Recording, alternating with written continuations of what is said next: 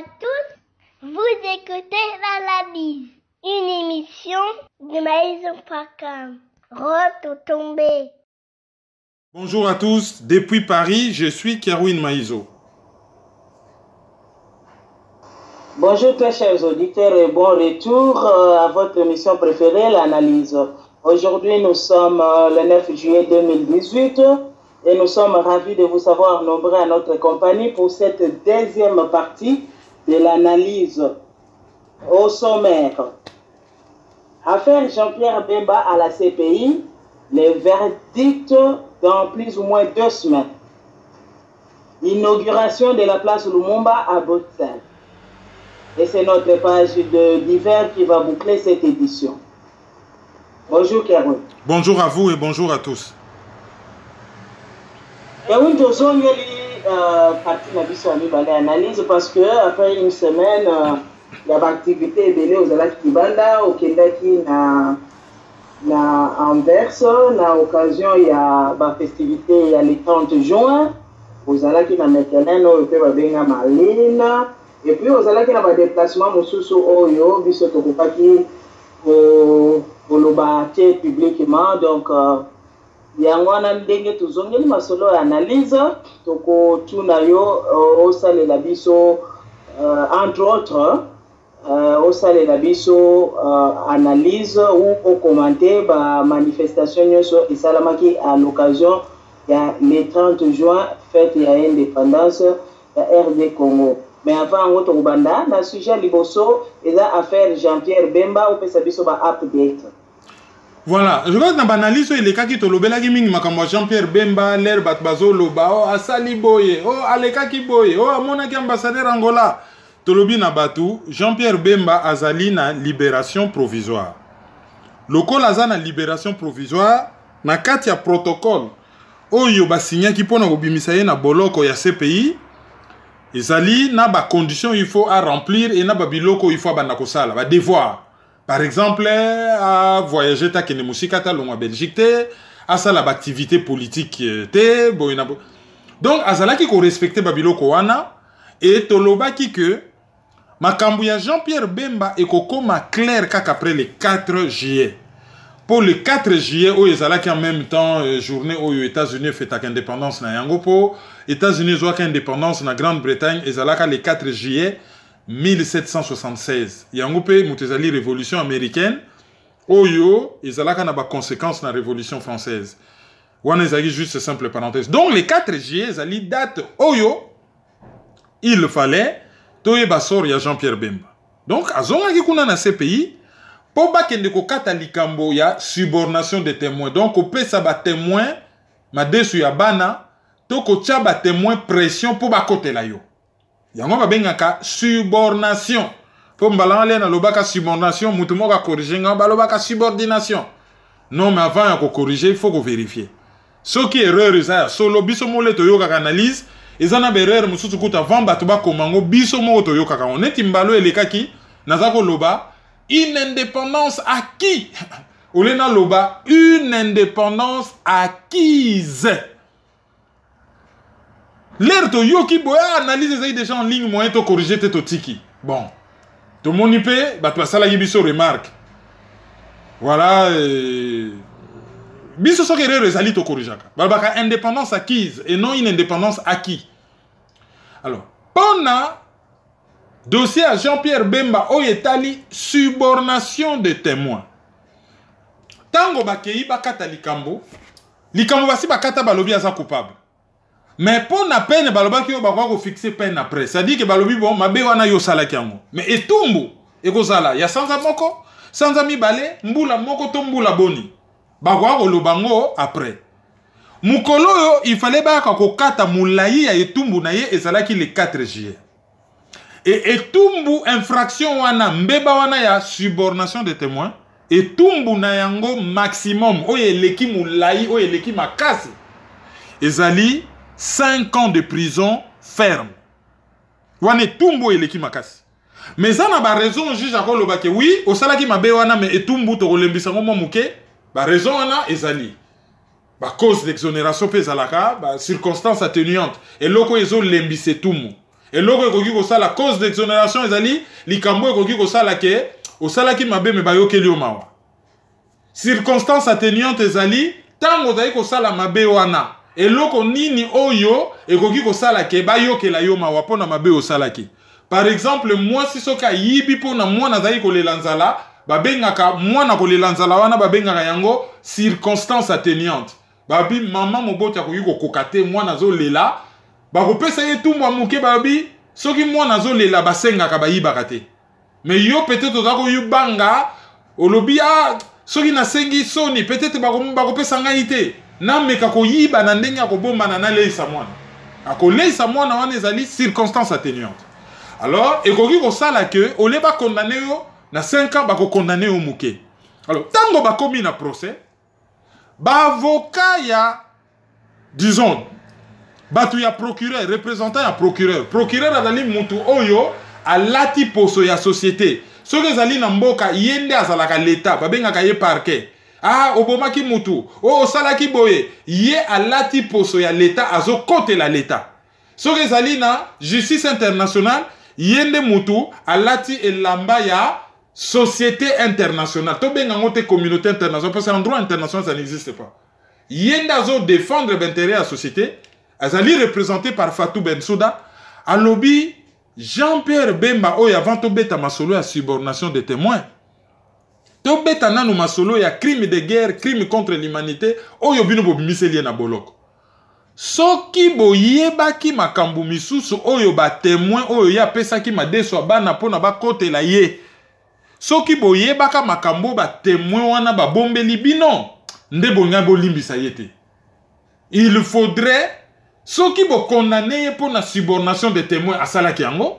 Donc il faut bo yoka ba témoin wana ba koloba vérité o bango ba bomba ki soki ya pesa ka soki ya pesa ka bango mbongo te ba ngai ba loba vérité wana nde bino bonga bolimbisa yete.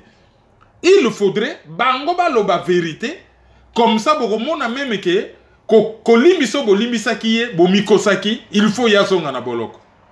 Or na droit toza na likambo ba bengaka autorité de la chose jugée. Et yiko lobani tango yo salimbeba tango basambisi yo débat na yo faut ezala contradictoire, c'est-à-dire yo lobby bango pe ba lobby.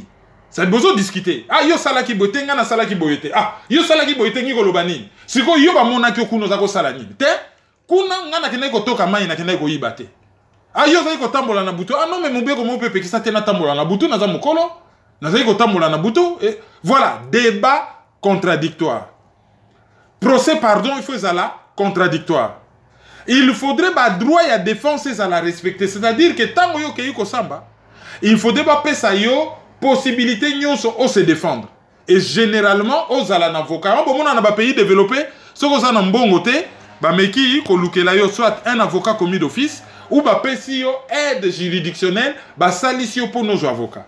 C'est-à-dire que tango bino bo sali procès oyo vraiment ils ont respecté ba norme ndenge procès zalaka ba juger yo tango sepelité olobia tribunal ba juger nga ba se tromper ozali na droit ya ko sala appel ya ko lobaki na sepeli ndenge ba juger ki ngai te ba respecta ki ba droit na ngai te bokei na tribunal ezali na likolo ya wana bokei ko sala appel soki bokei na appel kuna ba ko vérifier soki ba respectaki droit bango ba kendo juger te ba fait makambo yo sali mais ba kendo ko juger ndenge ba juger la ki yo est-ce que ba respectaki mibeko ya jugement o ye sali ke yo lelo sepelate na ndenge ba juger la ki yo soki na appel par exemple ba condamné yo zakaka sûr que non nga penda likambo na sala kite okoki ko kende na cassation. Cassation place ezali penda ke soki batali penda zaki na raison ba casser décision wana ba boaki yango ba buki yango ba casser. Okei na cassation. Et mutu même soka ke na cassation kuna zo mona penda ke kaka ye penda kaka libabe yaza innocent na cassation balingi ko kasete. Soki toza en Afrique oko kende na cour africaine des droits de l'homme lobby en tout cas nga ba droit na nga tant que mutu ça respecté te. Soki tozali en Europe oko kende na cour européenne des droits de l'homme ezali na Strasbourg. Wana nzela o procès landaka. Mais soki yo silisi ba recours na yo nyonso stop. Procès wana elati o babengaka autorité de la chose jugée. C'est-à-dire bokoki ko songela yango lisusu te etikali kaka soki ozali innocent okei soki ozali coupable o futi nyongo na yo epai ya l'État, c'est-à-dire soit au koti boloko soit au futi ba amende. Pourquoi?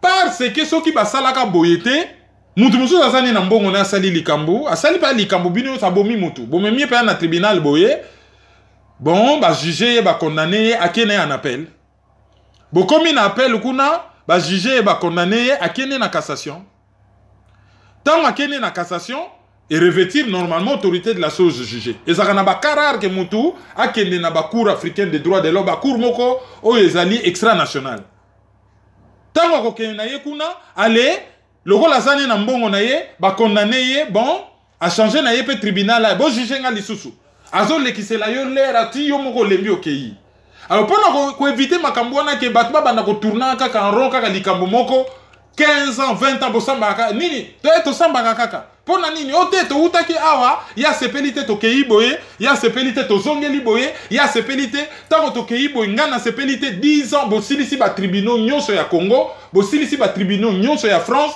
bosilisi ba tribunaux nyonso ya Australie bosilisi ba tribunaux nyonso ya Russie ba tribunaux nyonso ya Jordanie na ya Israël kaka kosamba yango ba chake loko na balobi bon soki bosi bosambi bosali ba recours nyonso décision ezwami jugement na elati loko ba bengaka kombo autorité de la chose jugée ba koki ko zongela ngo lisusu te oya zui etumbu il faut asalela etumbu na ye makambo sili alors nakaya Jean-Pierre Bemba tango ba juger ye décision balobi azali acquitté abimana boloko et lati mbala moko autorité de la chose jugée pour tozalaki en appel tozalaki na chambre d'appel donc ba wutaki déjà na chambre à liboso oyo bakangela kaye baleki na chambre ya appel et les chambres appel a eu décision et lati autorité de la chose jugée ba koki ko zongela yango lisusu te ezali principe juridique moko ba famille juridique nyonso ya monde basali laka et c'est lati autorité de la chose jugée likamwa nesesili bosana ale to le kana likamwa susu tango ba procureur azoya ko zongela likamwana ke bino bobimisa kiye pona ba témoin ba kosaki bino soki boyebaki pena makambo ya sala na Centrafrique nde bokangie na boloko ezali on dirait bazo zongela l'autorité de la chose jugée yango na juge ayebisaki bango alobi non mais procès wana il y a déjà l'autorité de la chose jugée mais façon bino bozo zongela ngo eza malando habité tozo zongela ngo po eza lié na likambo ya mibale alors juge alobi bon normalement il fallait tokata likambo lelo lokola bino boye nango na ndenge ya surprise to pesi avocat ya Jean-Pierre Bemba 2 semaines ba kende ko raisonner na o bino bolobi et ba pesa ba argument na bango to yebi ke avocat Jean-Pierre Bemba ba koloba likambo ya liboso et c'est l'attaque autorité de la chose jugée to kozongela te likambo ya mibalo bango bangi ya relier na likambo ya liboso pona nini Jean-Pierre Bemba ayaki ko pesa ba témoin madesu ya bana ezali pona ye innocent bomemaka ye na boloko 10 ans tata kufi azomona mwasi te azomona bana te aza na position mabe ba activité politique na ye ba bien na ye tout ba compte na ye gelé souffrance eleki aza innocent bino bokangi ye yango na lokola passe elekaki po abima na boloko akomaki réduit na kokende kopesa ba témoin madeso bana po ya bima na kati donc soki bino bokangaka ye injustement te yépé alingaka suborné ba témoin te ba ko raisonner à peu près ndenge wana na lobi ngai bon bango ba yebinde ba raisonner biso tozo meka ko raisonner ba ko raisonner à peu près ndenge wana ba lobi ah bango ba relier likambo liboso na ya mibale biso pe to ko relier ngoke soki likambo liboso oyo bokosela ki ete boyo ko mona kazala ki innocent nda alingaka ko ya na mbeba wana te mais bazana 2 semaines pour na ba koma yango le la jugement salamaki les 4 2 semaines ils allaient à peu près les 19. Donc c'est à partir des 19 nde tokoyeba soki ba ko condamner Jean-Pierre Bemba ou pas. Soki ba condamner et kozala combien d'années? Soki ezali moins de 5 ans akokoma na liberté définitive tout de suite. Période ya sali na boloko pour ye pona 10 ans asalaki na boloko ba ofuta ye. Pona 5 ans so ba condamner na 3 ans ya sali déjà 4 ans et demi na boloko ba ko futa ye pe pona 1 an et demi en plus o ya sali na boloko pona subornation des témoins.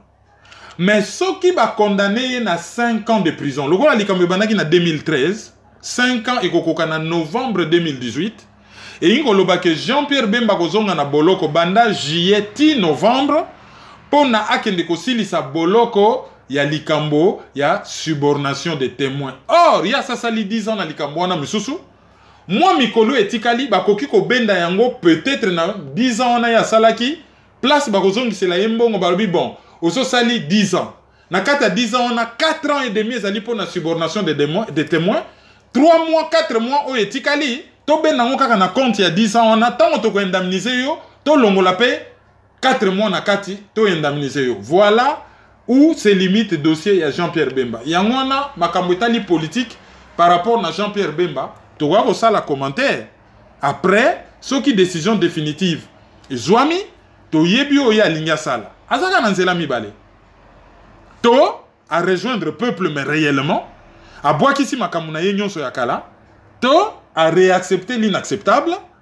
Wana bat bako se rappeler que MLC zalaka créé na Ouganda. C'est la plus grosse, na IDPS, c'est la plus grosse machine à production de traîtres. Il y a Congo. Et, bakoye bake, pour na compte ya Ouganda, à ça la guerre na Congo et guerre wane tika badega, les gens vont se souvenir de tout ça contre lui. Mais soka zongeli, nzela malamu, pour na kobunda, réellement pour na Congo, pour na kosike la Congo, je crois que ba na Congo bako réfléchir, ce qu'il faut, ba limbisaye ou pas, mais généralement, ceux qui ont sali œuvre utile, ata ceux qui ont sali kamabe, banamboka, bazali na motema munene, peut-être que bako se montrer large, je veux dire justice yamboka, bako se montrer large pour na kolimbisa ye. Mais avant les 19, oh nyo sotokoloba, ezali ba supputation, ezali ba hypothèse. Tozela les 19, to yoka nanu décision ko bimana ce pays, soit ba libérer ye, soit ba condamner ye, et ceux qui ba condamner ye, soit a kozonga boloko. 10 novembre ou bien les quelques mois où etikali ba content on a 10 ans où euti ko le kabalobi bon bima tout de suite là na mbongo na il y a 10 ans il fallait ba futa yo pokota na prison 10 ans injustement to bendi pe moi 4 mois hein mbongo il y a 4 mois to ko futa te po 4 mois on ezali oyo nga ko banda banda juillet novembre na boloko mais wana to ko yeba yango à partir le 19. To leki na deuxième sujet na biso eza oyo ya le 30 juin, la manifestation, nous sommes les salamandis à la diaspora et surtout une opération, il y a place au monde à Bruxelles. Voilà, la manifestation est salamaki mingi. Namboka, il n'y avait pas de défilé. Aka Joseph Kabila, le la commande au Bangaliwa, a annulé la manifestation en Anko. Ça fait déjà 2 ans pour organiser le sous-souté. Azo Banga, Bako Sala coup d'État, a combien de Banga annulé. Na Belgique, cette fois-ci, la charité bien ordonnée commence par soi-même. Tosala qui conférence, tosala qui basé na Mekelen et tosala qui conférence na Anvers. Na centre culturel Nova. Et kuna tosala qui na podium na Ndekonabiso, ancien à BBC, Badila. Et c'est lui d'ailleurs qui a les images. Hein?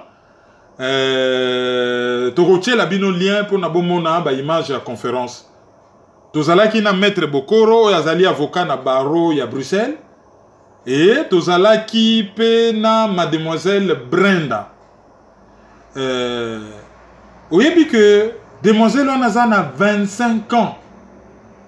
25 ans mais azali avocat na barreau ya Bruxelles. Bolimbisa, pourquoi na lobby Brenda pour na babiloko tozomona ka pe internet. Comme on a ye Tracy Enta. Voilà, Tracy Enta, 25 ans, ye azali avocate na barreau ya Bruxelles. Junior Badila, ye azali kosala na BBC, azo sala na ici London. Et ce boké na site ici London, bokomona ba sujet to développer. Na par exemple na développer qui sujet sur jeunesse. Oh, il y a époque et indépendance, na oh il y a l'élo. Et na démontré qu'il y a lobby bateau et on y a babunaka pour na indépendance. Ba papa le rôle ba Kasavubu, ba Lumumba, ba saka na ageni.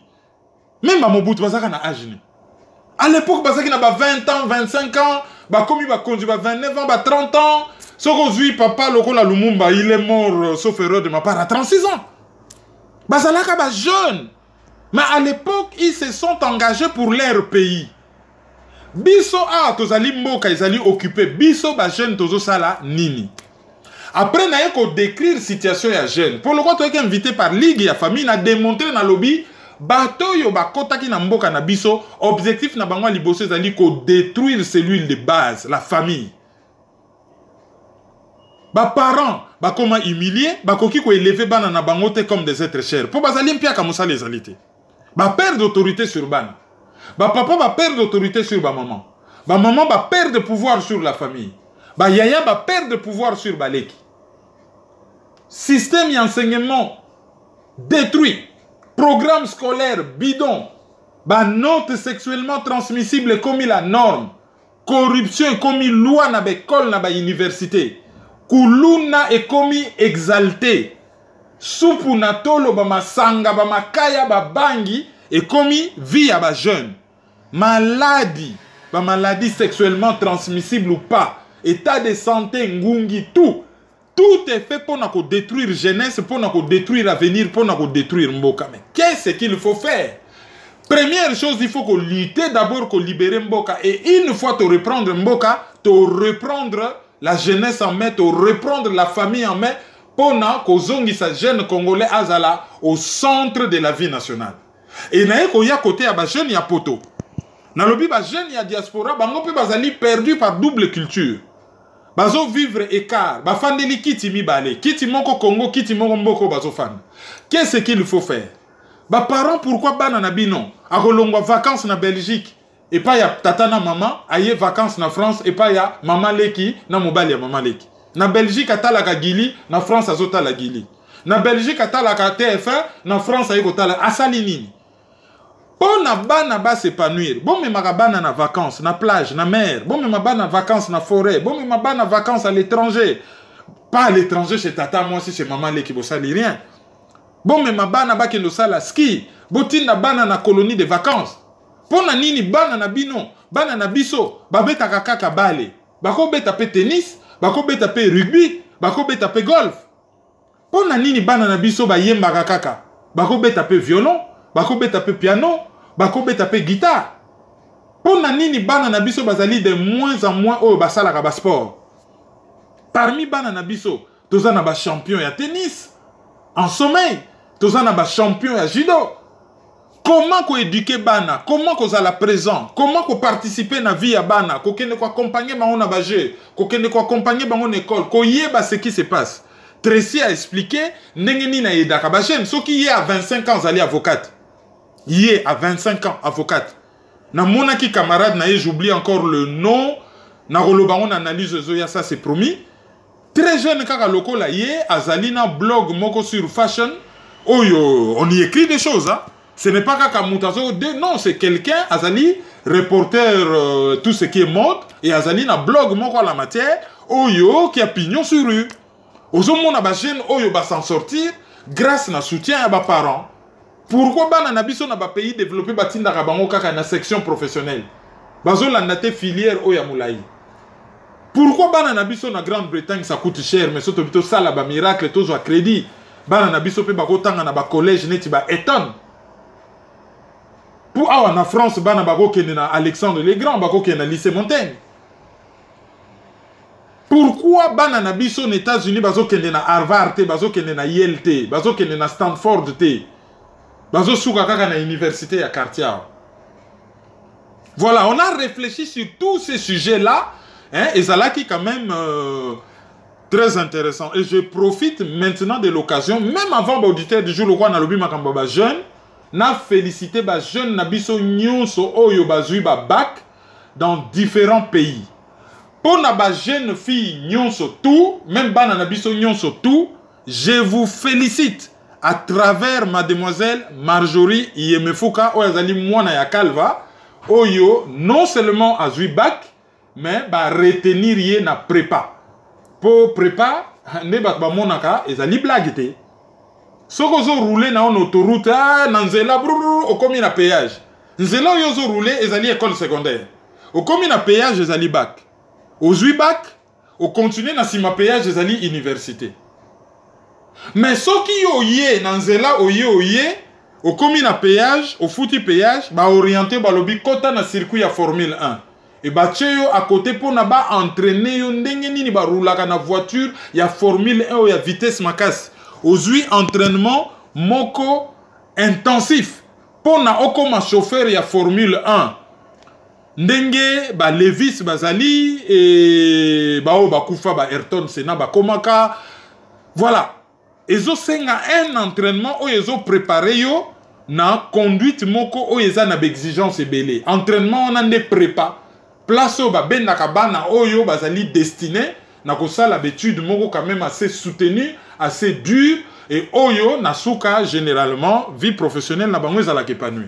Donc à travers Marjorie Iemefuka je félicite tous les enfants oyo bazui ba diplôme de temps en temps semaine oyo ceux qui banalisent ezali on va ramasser comme ça une ou deux hein to félicitaka bango vraiment kalakalezala kaka mwana asuki voyou ah mwana registre liboso ya zokota na poto eza maternité 16 ans ah ye wana zotindika poussette na ye mais sikoyo 16 ans 17 ans to comment ko fêter ba diplôme donc ezali na moi progrès moko a na diaspora il faut to bete la maboko et félicitations à vous tous pour vos bacs siko pona le 30 juin événement mosusu ezalaki manifestation oyo les Congolais debout à Salaki na Belgique.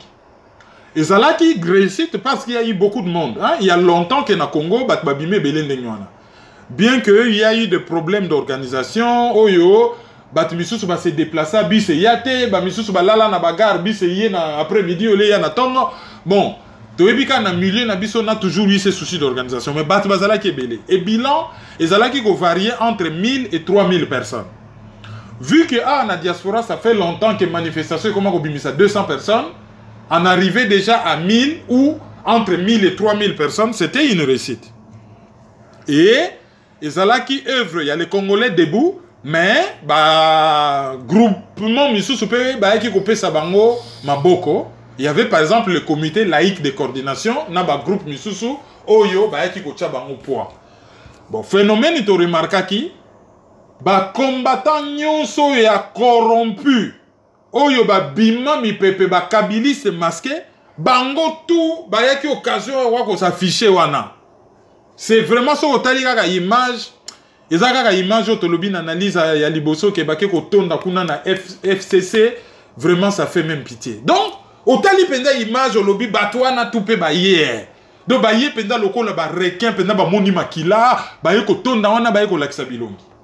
Et tout le monde qui peut batantine oyo to yeba penza que na internet bazali na bizaleli oyo malamuté bon na yebitende to kolobe oyo ka batantine ya baléger wana et ba yaki wana peut-être na boule pe mususu ba garçon moko ko zala wana za na mbongo bon tout le monde peut moi ba serre moko ba yeko s'afficher pe moi bandenge et loko peut to ko déplorer moké na marche wana banzembo mususu bon banzembo ya bien sûr les Congolais oyembana toyoki pe mbala moko yo zamba zamba bon toyebite eloko nini nzembo wana yaki kosala wana na manifestation oyo il fallait que ça la classe entre guillemets toyebite nini nzembo yaki kosala et puis syndicat Dokolo a fait un meeting là on n'avait plus à faire un montumoko à classe société civile mais il avait un discours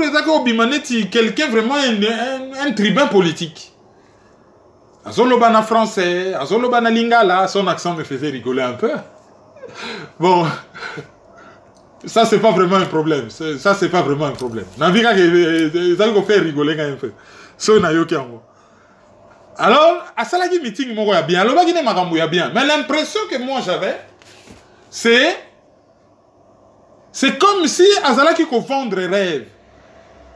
J'aurais voulu de manière un peu plus claire et banda d'abord à poser diagnostic.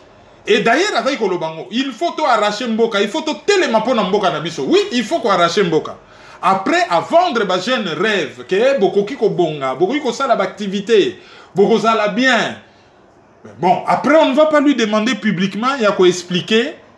Frappe chirurgicale en Obakobeta Kabila et Zanini. Mais tu as déjà qu'il y a une pétition, il faut se faire saisir bien en Occident. Et oh, il y a quelqu'un qui est au Parlement européen à Strasbourg, toyebi penda contenu nango mobimbate parce qu'on n'a pas beaucoup communiqué là-dessus. Mais si on lit globalement discours naye, il n'y a pas vraiment grand chose à dire, il n'y a pas vraiment de quoi qu'on reprochait et allaient adapter l'environnement. Place où yazala qui en a en public, qui ne pouvait que tenir ce genre de discours. Après, malaise que l'on voit dans la diaspora, pour battre balingaka so baza devant mutuba yebazo kende wapi. So battre bazo yebate à azaka société civile, est-ce qu'il y a commis politicien, est-ce que qu'est-ce qu'il vise, est-ce que objectif na yezanini, est-ce que ça clair to eza clarté, est-ce que ezali démarche de fond ou ezali démarche d'opportuniste. Il y a toutes ces questions qui circulent dans mitu ya batu, les gens avaient du mal à les cerner. À lingi nini au juste. Et conférence de presse yaki ko sala après et yaki justement pour na ko dissiper ba doute oyo batu bazalaki nango par rapport na manifestation ya moi. Bien que dans la conférence de presse, oui, on a eu encore quelques autres précisions, mais comme bateau et bazwa qui parole, ba posa qui te ba véritable question de fond, et tant que ba question de fond, ils allaient qui poser te, donc on ne peut pas lui reprocher de n'avoir pas répondu à ba question oyo batuna qui était.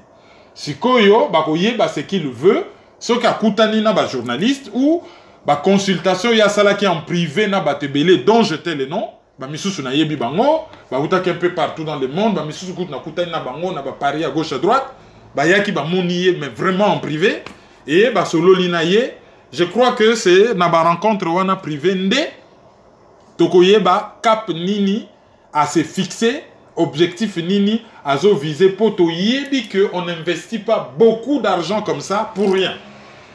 Oui, l'amour pour le pays est une raison, mais l'environnement to koma nango a bato bakoma toujours komi tuna ah mbongo nyonso ebele bele abimisi babisi makambo ebele bele oyo batike kolesa bato vraiment abimisi yango kaka alamuki kaka boye na tongo bon je dépense l'argent parce que moi j'aime beaucoup le Congo. Oui, ces gens existent hein. Oh bah ça là makambo par patriotisme, par l'amour pour le pays, il y en a, ça existe. Mais cela n'empêche pas aussi les gens ba mituna kaka ah vraiment énergie nyonso kaka ya za intérêt moko te kaka bon voilà à part intérêt oyo général les amis que ceux qui mboke bongi biso nyonso tout au que de ça la ba faire kuna calmement sans que bapa ya ba déranger biso hein ceux qui mboke bongi alors biso photo lité que mboke bonga comme ça les to ça la ba faire bapa ya ba déranger ça c'est les amis intérêt moko un peu global et bah tu peux pas penser na intérêt moko un peu particulier. Mais syndicat de Kolo, je crois que tant que ko tambola atako yo kabanze monasima zongi saye na Rwanda ça veut tout dire. Ba yebisaka yango Tshisekedi bazana ko yebisa ngo syndicat de Kolo. Ce qui ba lobby zongi saye na Rwanda ça veut tout dire. Il faut qu'on tenir compte na yango tango bazo diagnostiquer likambo ya Congo. Est-ce que c'est une affaire d'élection ou c'est une affaire ya Batba Outaki, Rwanda, c'est-à-dire des étrangers sans papier. Ce lobby Rwanda, on voit Burundi, Ouganda, Afrique du Sud, Angola et tout ça, symbolisé par Rwanda. Lobby te Batba kende na combat frontal na occidentaux. Mais ça a moyen mon quoi mener occidentaux va changer façon na makam. Donc la manifestation a vécu après accueillir la Union européenne à Solola qui na bango et pétition mon réseau circulé sur va saisir bilo quoi Joseph Kabila. Deuxième événement, il y a le 30 juin, ils allaient discours il y a Dr Mukwege. Ils allaient discours moko clair. Ils allaient qu'on se résumer en une phrase. To bunana nuko bengana banguna et to kwa ko sala élection biso na biso banamboka. To bunana nuko bengana banguna, discours de libération, o ezondi makemboka eza occupé. Soki to si to bengani banguna to libérer mboka nde biso na biso bana mboka to yoko solola biso na biso. On ne peut plus clair. Donc discours il y a docteur Mukwege est évolué. Sikoyo toko bengana banguna yango ndenge nini. Ça le docteur ne l'a pas dit. Mais kendaki na sens ya soki to bengani banguna il faut to ça la transition sans Joseph Kabila. To yebi bien que transition wana kombo na yepezo tangama parmi batu oyo bakoki kokamba transition wana à côté ya kombo ya cardinal Monsengo oyo azali na Ottawa azalaki invité par association moko congolaise ezali kuna asalaki misa et na sima ya misa wana basalaki gala mbongo nyonso ekotaki na gala wana bofuti batike po bokota na gala mbongo nyonso oyo ekotaki na gala wana bakosalisa na yango basinistre ya Kasai. Omoni différence na ba politique ezali na ba oyo bazosala gala pona ko préparer l'élection mbongo eza pona bango pona promotion politique na bango. Je parle de Félix Tshilombo et bimate ke o azoboaka ba jeton. Non, ici on parle de Félix Tshilombo. Asala ki gala na Canada pour sa promotion personnelle. Tandis que Cardinal Monsengo azosala gala pona ko soutenir bato. Bon, na environnement au Congo eza mikolo yo, eza mabete ko sala gala pona promotion personnelle. Hein? Mais état au Congo ezali mikolo yo, certains actes politiques avant ya kondima bato basalela yo, il faut réfléchir 4 fois. Et apprendre à kosala na kati ya gala wana asalaki échange na ba congolais ba solo laki. C'est alors que tozalaki kozela koyeba ce que les cardinals pensent par rapport na makambo bazoloba transition sans Kabila et que yaza la mokonzi na yango. Est-ce que asolo laki na pape? Est-ce que papa ndimi retraite na ye akene na retraite? Est-ce que bandimi ye asala ba activité politique? Yemoko est-ce que azana posa ko sala activité politique l'air tozo enregistré analyse ba élément na nyonso tozui na note la seule chose toyebi que apareko ba remeta ki ye memomoko contenu na yango apareko ayebisi bisote et là pour le moment soka zwa ki momo il y a quelques heures peut-être atanyango pe na note yepe a communiquer par rapport na contenu à memo wana te donc moyen to lobele la binote. Donc, après activité, il y a Cardinal Monsengo, il y a les 30, et Salami quand même les 4, pour baser là, qui est les 30 dans Washington. Apparemment, lui, il n'était pas au courant. Il y a les 3 jours où il y a les cas qui dans Washington. Tout le monde a qui les 3 jours où il y a les cas qui dans Washington. En tout cas, c'est le poids lourd politique qui se présente qui kuna, et Zalaki, Fayoulou, et Batangaki, une déclaration de Washington, où il y a Kendaki na sens, il y a transition sans Kabila. Mais toujours, dans le cadre le 30 juin, il y a un discours dans le sens, il y a transition sans Kabila.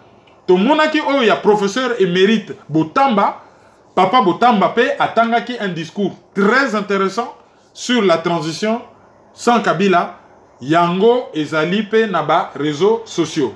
Et Honoré Mbanda, il y a Apareko, président il y a Apareko, Asala qui fait discours. Oyo, Azala qui a fait kaka constant, et Makamba le Barakala, il a été constant. A lobby, problème ezalité, oh, ba plateforme, belé, so, wana nyon surtout, et ont partagé ba force. Enfin, bref, so, bongo, so, ba précision par rapport na discours, na yebo, kende na apareko-rdc.com. Alors, événement, mousous, ezalaki, inauguration, ya Place Lumumba. Place Lumumba, oyo, ezali, na Bruxelles, na commune, ya XL, babengaka, Matonge. Dernièrement, l'analyse de Yubsaka Bino que vieux Oyo a salaka boutique à liboso à Congolais na matonge a kenaka kokufa na kin. Azali na famille ande konabiso Vicky Kandi Oyo Azali un des descendants il y a un des pendus à Pentecôte Papa Bamba. Et place au ba inaugura ki wana bon to sepela kite na statut wana ezali artiste moko Congo Brazza mutasala ki statut moko provisoire. Les bazo lutter pour la place au Anande, baza qui ko utiliser statut wana et jour à inauguration ba yaki nango mais après ba garda ki nango wana te parce que elongi nango ça ne correspond pas na elongi ya Lumumba. Ce qui batika kango wana inga ke zala une insulte. Ce que Talibo c'est pas Lumumba. Je crois que c'est une artiste qui se cherche ou peut-être ba photo atalaki ou peut-être aibi Lumumba bien te mais bon, il n'était pas là. Donc ba inaugura qui place Lumumba et ba censura ki ndenge to yebisa ki bino sociologue Lido de Witt, Oyo a bimisaka livre, document sur assassinat à Lumumba, Oyo et entraînant même que commission parlementaire se réunir et que Belgique a dit mama benaye par rapport au dossier Lumumba, yangope mutezalaka point de départ, ya batu nyonso Oyo bazalaki ko lutter pour obtenir place wana. Na ba ville mususu. Awa na France na Montpellier. Ceux qui na ville nini. Aujourd'hui na Allemagne na Leipzig. Ceux qui na ville nini mususu. Batu ba lita kate. Bango mo batali kaka bon. Cet homme mérite reconnaissance. Ba ça lié ba place. Bien que régression salama na Russie, université Lumumba et comme nango université ya amitié russo soki africaine soki nini ba changer ngo kombo bon biso to protestaté c'est dommage mais na Belgique ezalaki travail moko de longue lutte ya ba association pour na bazwa place wana bien que place wana ezali nango l'arbre qui cache la forêt ba sala biso mabebele ba bomi mutu ba sala procès ya malongate ba misusu ba se vanta même na TV que oui to conserva ba minu na ye allez ma beu ba so continuer ko sala na Congo ti lelo la Belgique a toujours été du côté des bourreaux du Congo soki ba so sala complot moko mabe contre Congo ko luka musika te ko mona ba Belge ba za côté ba sala ka toujours ka côté ben ennemi na biso même bato ba so ko sana ke au football na OK foot ezelo ko mususu ok, na quatre équipes na bango bana na biso bazo beta ba Romelu Lukaku, ba se belé bazo contribuer na réussite ya Belgique, mais bon, c'est des Belges de nationalité déjà, même s'ils ont le sang congolais, et puis bazali formé par la Belgique. Bazali ba noté to lo bakio, l'état congolais formé bango na foot bango bakio beta ailleurs non. Ils ont la nationalité belge et bazali formé na Belgique.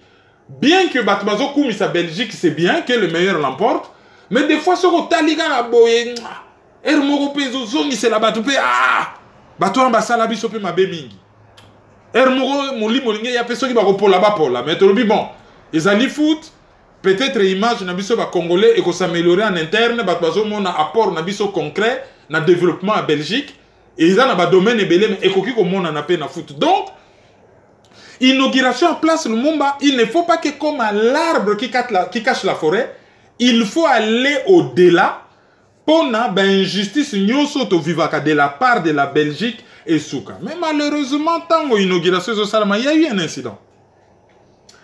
Tango ba discours zo salama, maire à XL a sali discours, maire à Bruxelles a sali discours. Moko ba yeko benga ba famille, ba bengi famille Lumumba, ba bengi Roland Lumumba a sali discours, apparemment il n'était pas prévu qu'il y a loba.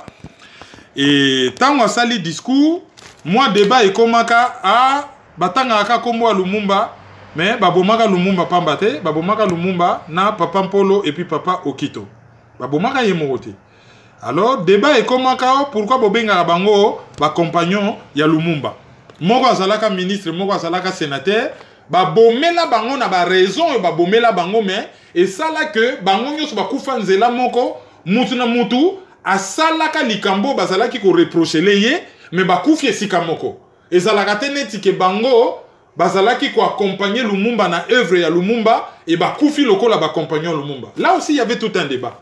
Alors ba famille on a bazalaki représenté et apparemment bana il y a le deux autres papas Mpolo na Okito bazalaka un peu frustré que on ne parle que de Lumumba et puis ba parents na bango bazalaka un peu laissé en arrière.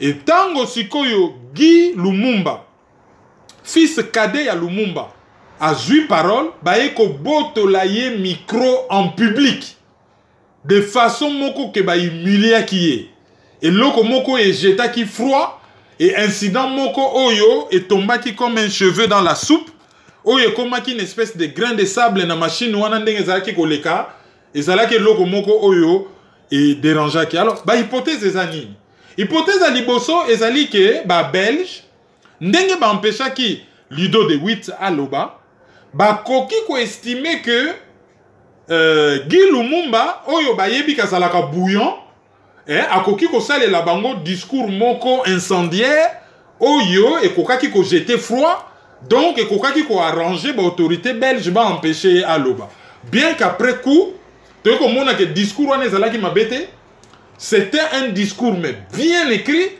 Et de toutes les façons, Guy Lumumba, bon, c'est quelqu'un qui ça lit vraiment makase, na lande mission numéro na RFI, c'est quelqu'un oyo na makambo ya art oratoire, kokoma, tout ce qui est art scénique, aza makase. Donc c'était vraiment un chef-d'œuvre, un très beau discours où il parlait de tout le monde. Il a un discours moko revanchard, il a présenté un Lumumba nationaliste, un Lumumba conciliant. Un Lumumba a visé na développement mais pas contre les autres pays et nakati il parlait de Mpolo et de Okito et de tous les autres donc bah ça là qui est procès d'intention déjà ko kanisa ke discours na nga ke salamabe mais deuxième eloko salamaki batalaki attitude ya Roland Lumumba na ya une de filles je crois soki o ya utaki Londres na yebite hein bolimbisa ekozala mwana ya papa Paul Otto Okito attitude na bango ebimaki na ba réseaux sociaux que bango nde batu basalaki en sorte que babotola Guy Lumumba micro et ça là qui bien alors que dire de cette affaire parce que ce n'est pas la première fois que Guy Lumumba azalaka un peu victime ya certains makambo oyo na famille ya grand homme lokola Lumumba ezo ternir image soki totali lettre ya suka oyo Patrice Emery Lumumba akomelaki maman Pauline Opango mwasi na ye le officiel alobaki akomeli mwasi nete alobi à mes enfants présents et à venir. Pourquoi alobaki mes enfants présents et à venir? Ezali parce que papa et Patrice Emery Lumumba ayebaka ke mona na ye mususu azali na zemi. Po ye azaka na mwasi ya liboso, maman Pauline azaka musakata, maman Pauline nkie. Babota na ye mwana liboso, François Lumumba. Basilani na maman Pauline, selon bata époque wana balobi oyebi kaka makambo ya ndenge nini oyo époque ba papa époque wana mwa tribalisme ezaki makasi ya soko tali bazaki ko bala na monoko mboka. Ah bon. Moi masolezo leka reste à vérifier balobi ya bali musakata bamso bakuta za musakata mumbala ale ba OTT la pe bazo yebisa ye ndenge nini yo za mokonzi fozo andeko na biso OTT la ake ko bala maman Pauline Opango. Abote Patrice Lumumba bonani moi na liboso abote kutu ko kufa dernièrement. Patrick Lumumba ou Patrick abote ko kufa il y a 2 ans.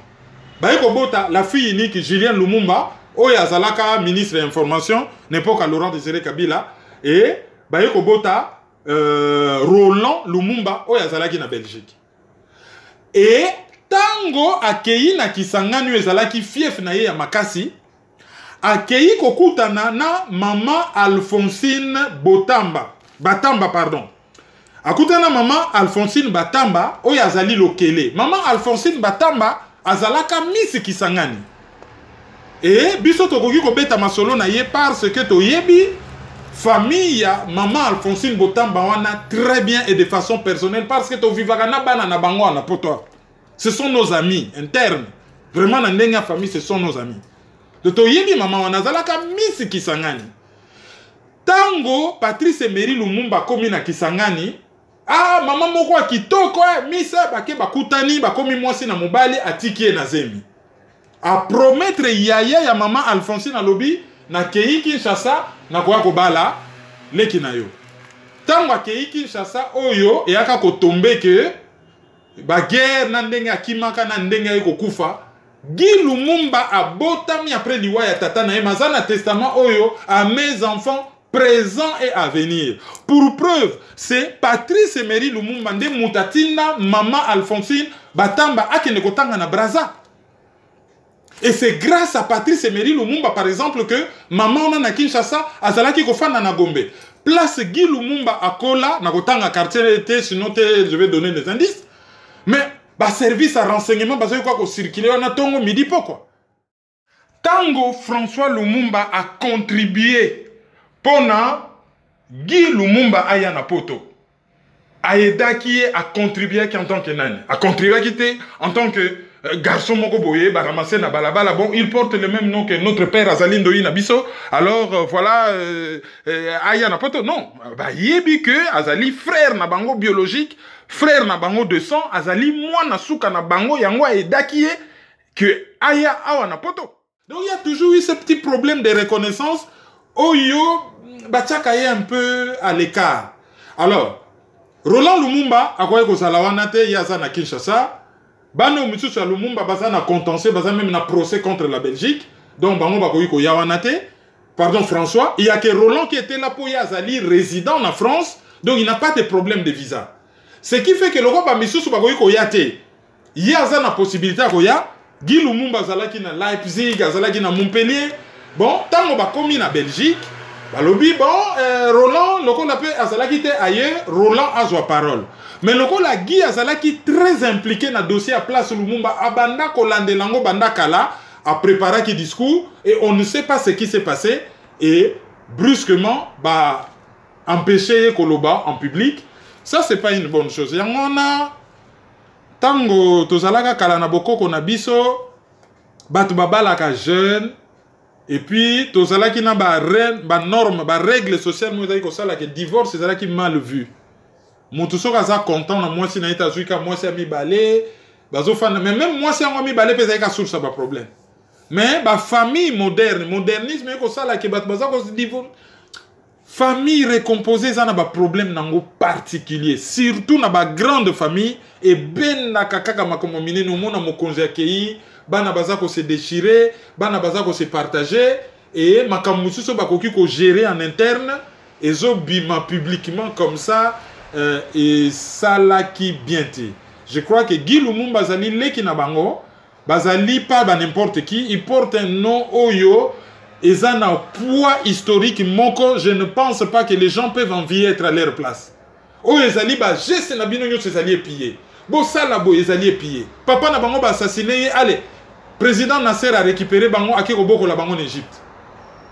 Partout bazo kende, ba yebi bango bazo porter kombo moko ezali très lourd sur le plan historique. Ezali na babiloko ya mike bakoki ko éviter, ezali na biloko ya mike bakoki ko bongisa na famille, il faudrait ba bongisa en famille. François Lumumba azwa ba responsabilité na mukolo, afani sabaleki na ye, asangisa, baza l'ensemble. Je ne pense pas que ba maman na bangonde bazalaki wana na molimo ba maman ya kalandenge to yebi ba ko sa la discrimination entre les enfants. Je ne pense pas. Donc, acte oye salama kiwana et honorer famille Lumumba te en interne bakoki ko bongisa yango. François Guy Lumumba c'est quelqu'un de très entreprenant, azali bouillant, hein, webika bana basuka et puis na famille nyonso bana nyonso bazaka na même caractère te. Son discours à mettre en ligne, c'était un très beau discours et il n'y a qui résonné très bien. Na place wana ya Lumumba na Belgique, bon, malheureusement, on nous a privé de ces beaux discours, mais ils allaient quand même disponibles dans les réseaux sociaux. Et je crois que bana ya papa Mpolo na papa Okito, bakoki ko revendiquer mémoire ya papa na bango autrement que ba se retrouver na lobby peut-être parce qu'on n'a pas de preuves, na bi ba se retrouver peut-être na ba intrigue moko ba yebi ni mutu ni makolo parce que nous le peuple congolais to yebi que papa azalaka ministre na papa azalaki sénateur, ils ne méritaient pas la mort qu'ils ont eue. Et que lobby soki mboka nezali libéré, tozana boulevard Lumumba na Kinshasa, soki pe tozana avenue Okito, soki pe tozana avenue Mpolo, ou tozui mwa quartier moko na yebite, ezana papa moko ba Mpolo bakangaka yekuna kote ya Mai-Ndombe. Allez, na yi nongo wana bosali penza na corniche à côté à lac Mai-Ndombe, bosali balabala moko ezo longer la kale. Balabala bo pesi yango kombo boulevard Mpolo. Allez, boluki soki na Matadi, soki wapi soki na Kisangani, soki wapi allez, quartier Okito. C'est une façon à reconnaître ba papa wana parce que ba salaka ba jeune, mais ils sont partis pour tout le Congo au lieu que ba komo na bango se retrouver na mo intrigue moko zangatina. Ça ne nous honore pas. Allez, à tous les enfants Lumumba, tous allez quand même de cœur na bango hein, koyeba que papa na bango kufaka na ba situation quand même assez difficile. Heureusement pour Nabango, Lumumba ne leur appartient plus. Papa Nabino, c'est peut-être monsieur Elias Okitasombo. Patrice Emery Lumumba n'appartient ni aux Congolais, à Komanaye, un Africain, il appartient à nous tous. Nous sommes tous les enfants de Lumumba. Bisonyo sotozo lutter pour Namboka. Soka la mugi le loi taïla lobi. Oh, Nabota kinde ba nebelebo. Nous sommes tous les enfants de Lumumba. Alors, botika ko salir par papa Nabiso, biso ba résistant, botika ko salir papa Nabiso na intrigue na bino personnel. Vraiment, boza la digne à porter combo oyo bozali ko porter.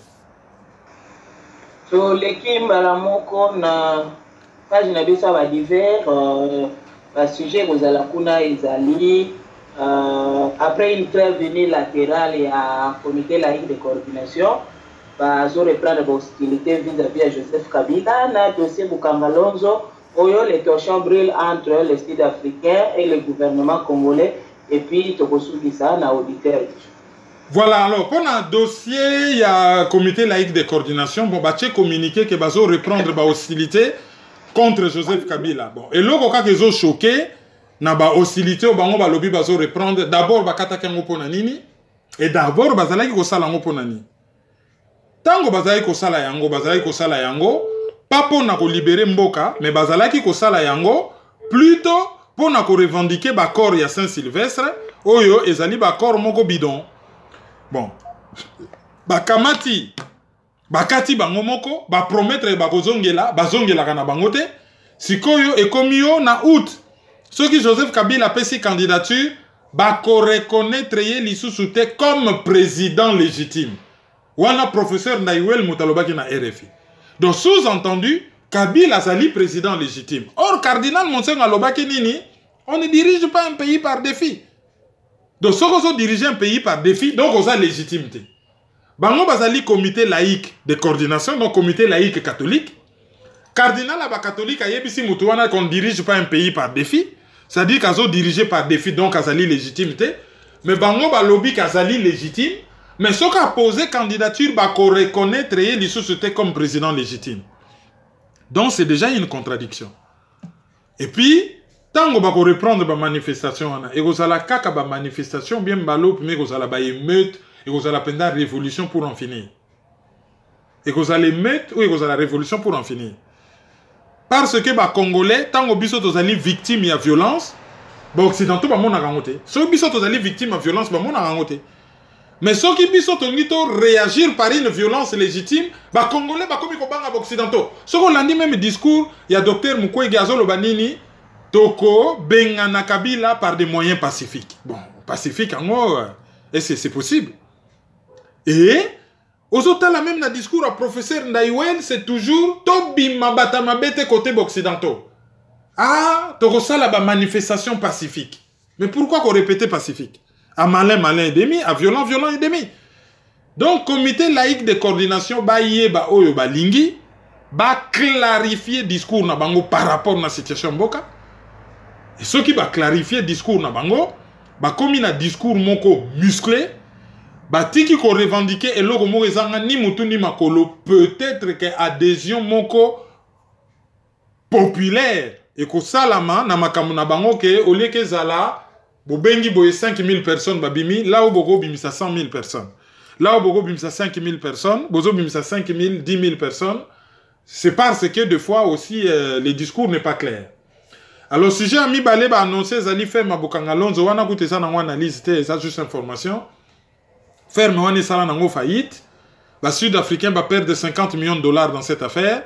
Va déposer plainte dans la chambre de commerce international à Paris où ezali tribunal arbitral en matière de conflit où ezali lié à l'investissement. Et bon, dans l'obité Sirdi à Washington, mais ceux qui aux alliés un opérateur économique pour na ba conflit moko ya ba société mingi ba recours à ba tribunaux arbitraux et où l'équipe monnaie à la chambre de commerce international à Paris et ba sud-africain ba réclamer 20 millions de dollars. Donc bon moni éléphant blanc Bukanga Lonzo où matata mponyo akendaki ko inaugurer avec pompe bokolia masangu boko sala boye botala et suki nango kaka éléphant blanc. Ndenge pe to monaki ba ko inaugurer ba gungo ba kokolo soki ba bateau côté ba bateau ekenda to yebite oh ba sombaki ba mito ba train soki ba nini côté ba mito ba train wana pe kenda to yebite donc ba yela kabiso kaka makelele bling bling bling mais loko malonga ezalaka te yango wana ba komi même réduit ba inaugurer juste panneau ya signalisation ezola ki sa direction ya bandundu ya aéroport ya boye allez ba bengi population ba ke ko binisa bateau bling bling pour un panneau publicitaire. Bon, les ridicules ne tuent pas dans ces pays. Hein. Les appels ministre Moko Kena ko inauguré toilette Moko na fonction publique. Na époque, il y a Laurent Désiré Kabila, Raphaël Genda a inauguré qui PC. Bon, mon PC n'a habité marque ni ne fait ça la Hewlett Packard. Kaka PC autosali la kawana, ils ont na moi logiciel DOS, na moi Windows, ce qui à l'époque, ce qui Windows 2. Ministre Penda ya na riban, a ko inauguré aéroport na RTNC. Et ils ont un gouverneur Mokope a inauguré un camion où il boit kaka ba poubelle ya la ville ya Bruxelles et pesa bango et c'est ça là na Bruxelles qui est Lemba et Lemba pensa bon a kendaki ko inauguré yango mais comme quoi les ridicules ne tuent pas donc mente le kuta et ya kana ascenseur vérité y a un escalier pe commis donc babiloko na bango tout bazalaki ko sala wana et bah au final so basi basali babiloko na bango quelques années après to moni réalité est loko mais siko bango bazana bango na logique politique FCC bino nyonso boya bokota na mulongo et la politique comme nango chance eloko pamba bon to moni pe batutuka bakoti ya Werason candidat na Kikwit Didier Lacoste na Idiofa peut-être Adolphe Dominguez na Maniema to moni même Mosaka a koti na parti ya Patrick Bologna Joka Kabengele ya koti chez Bahati Lukwebo na ba papa Molière donc voilà. Tout le monde même, les lots Denise Dichoso à lobby candidat député PPRD. Vraiment politique à Congo. Chance et loco pamba vraiment. Bon. Ce qui est mboka sur le plan économique, ils ont marché, te batbago zo misala ailleurs, te. Solution est à la mi balé, soit, ok, au ça la musique, soit au continent armé comme chenal social, ou au rejoindre politique, ou comment on a un gros mangeoire. Ezana mboka oyo ezali ba syndrome ya mboka oyo batu ba perdre espoir. Alors to kene na auditeur du jour. Première auditrice du jour na biso ya lelo ezali Madame Christelle Wassa.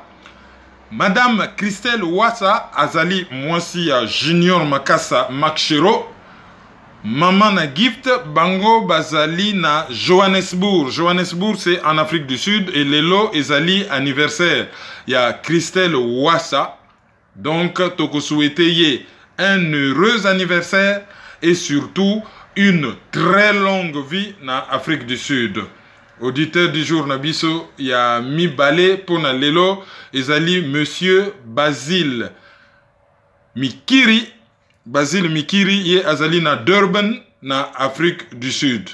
Et toko saisir occasion oyo pour na ko déplorer liwa ya mwana kauka liwa en tout cas mwana kauka azali impliqué na likambo moko ya grave mwasi na mobali babundi awa na Évreux awa na France et bitumbe memi bango ti na fenêtre bakei ko kweya mobali Junior Ndambi azali sérieux na hôpital donc pronostic vital na ye peut-être ezali engagé mais moi si Rosie yende akufi na ye bakambala moko tokenda ko fêter anniversaire à moi na biso moko kana ba bloka ba immeuble wana mwana yande ko na biso Olivier Mbonze tokenda ko fêter anniversaire kaka na ba bloc wana na Évreux wana et to akoyoka bon bitumba na couple bitumba ti allez bake ko koya soki na 40e étage moi si akufi sur place et mobile ndenge tozoloba azana hôpital. Donc ezali nouvelle yamawa ekoi na kati ya communauté ndenge pe to monaki ba image na ba réseaux sociaux abomi mwasi na yepo na zuwa.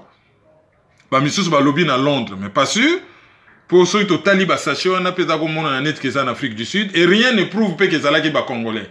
Et que ça la peut peut-être fake news côté wana tozaki pe na ba preuve te mais bon évidemment ba nouvelle moko oyo soki ekokaki kozala te na communauté na biso elingaki ezala bien. Sur ce to continuer na ba auditeur du jour na biso misusu.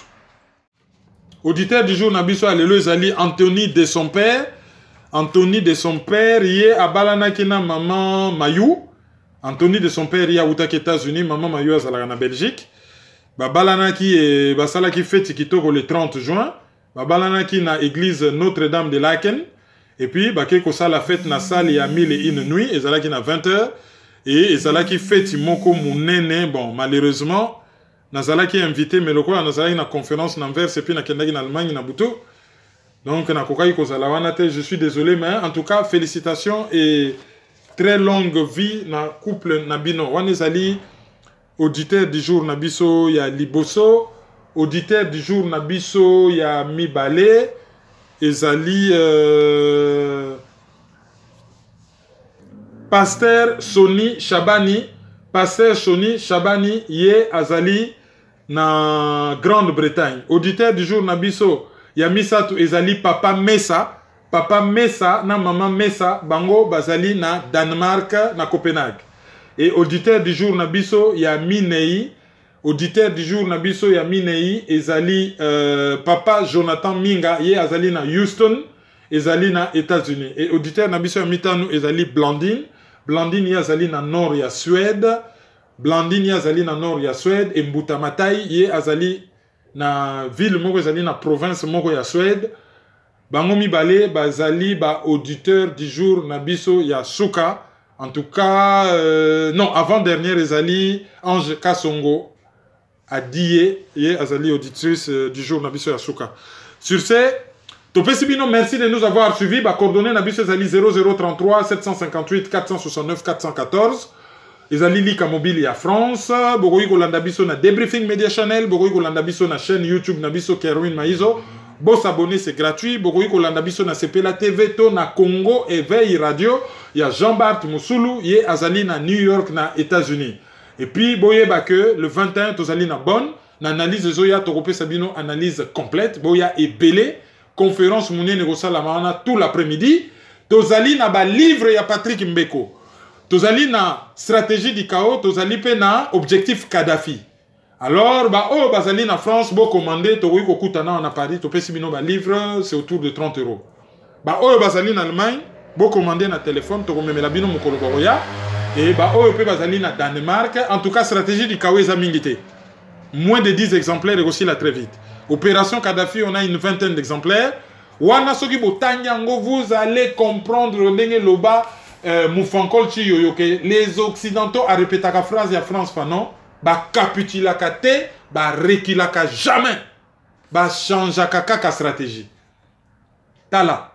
Ba lande la Kadhafi pendant 40 ans. Soki botangi livre wana bogosa la souffle coupé. Et vous comprendrez beaucoup de choses. Oyo, ezali koleka lelo na Congo. Et bogoye ba ndenge nini ba eki kokwe isaye. L'air ba côté lié na ndenge ya ba komi na confiance, ba komi ko solo la, aye visite na Paris, ba timbeli faiblesse na ye ale. Mbala mongo ba yebi ndenge nini ba koyi kokwe isaye et ba kwe isiye. Je vous le recommande sincèrement. Botanga yango, vous comprendrez beaucoup de choses. Donc, si vous contactez Bisso, je crois que avec des frères, il y a pas poste sur le ici. Togoyi continue la bino yango dans n'importe quel coin du monde. Mais pourvu que Bosso va faire poste na charge na bino. Sur ce, on vous dit au revoir. Merci et tokutana très bientôt. En tout cas, merci mingine bolandi biso. Botika la malam. Au revoir. Au revoir. Merci beaucoup. Merci beaucoup. Merci beaucoup pour tout ce savoir.